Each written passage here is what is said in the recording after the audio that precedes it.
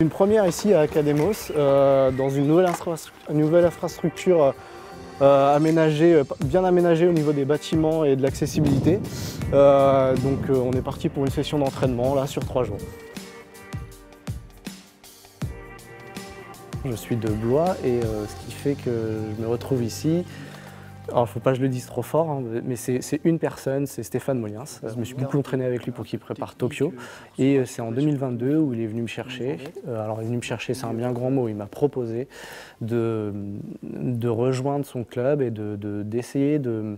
En fait, le but, c'était de se dire est-ce qu'on peut faire de moi un joueur olympique? Voilà, paralympique, plutôt. Allez, tranquillou, toute la zone revers. Voilà, remise là au milieu. L'idée à Moulins-les-Metz, c'était évidemment de créer une continuité. Il y a eu la période Michel Chalère, la période Stéphane Moliens. On avait envie de proroger le mouvement paralympique, j'ai envie de dire, à Moulins-les-Metz. Donc Sylvain, qui était encore loin des clous, aujourd'hui peut l'être. Bravo Sylvain. Très très bien. Pense toujours à très équilibrer avec la main gauche si ça part en live. Ma pathologie, c'est une paraplégie complète, niveau D6, D7, donc c'est à peu près au milieu des omoplates. Donc tout ce qui va être en dessous, à partir des abdos, en fait, il n'y a plus d'action possible de par mon cerveau, je ne sais pas comment dire ça. Et donc c'est lié à un accident de la route quand j'avais 15 ans et demi. Je suis tombé en mobilette. Je jouais au ping avant mon accident. J'avais découvert ça avec mon père à l'âge de 8 ans et puis après j'ai été dans un club un peu plus structuré. Quand j'ai repris, ouais, j'étais en licence de géographie et après j'ai fait mon master. Et puis après, petit à petit, on est venu me chercher et je me suis tourné vers la compétition handi.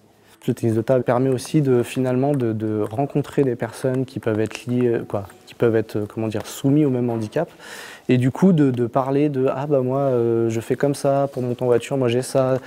Et finalement, un milieu où au début, je me disais « Ouais, bah, j'ai pas trop d'intérêt, moi je vis ma vie avec mes potes d'habitude ». Finalement, il y a des petits conseils, des petites choses qui font que tu dis « Oui, ça peut être intéressant ». Je te trouve vachement équilibré, c'est solide en fait ce que tu dégages. Tu vois, on sent que, tu vois, sur un exercice comme ça, je trouve que tu as passé un petit cap. Tu as le sentiment ou pas? Ça doit te donner confiance sur cette capacité que tu as à défendre ton point et d'attendre la bonne, parce que de toute façon, elle va arriver. Il était autour de la 20e place mondiale quand il est arrivé chez nous. Progressivement, il a grappillé quelques places et puis ça restait assez insuffisant. Donc il a fallu qu'on travaille un petit peu autrement. La Fédération française handisport l'a sélectionné pour représenter la France au tournoi de qualification paralympique dans sa catégorie de handicap. C'est le seul, ça sera même le seul français. Et du coup, je pense que c'est à la fois une chance et un honneur et de partir avec le mot de l'équipe de France là-bas pour essayer de se qualifier. Effectivement, ça serait la première fois que je participerais et non, ça serait fantastique. Après, pour l'instant, j'y suis pas, il faut rester dans le présent et le présent, c'est d'aller décrocher la qualification la semaine prochaine en Thaïlande. Paris ne s'est pas fait en un jour. Ça me va.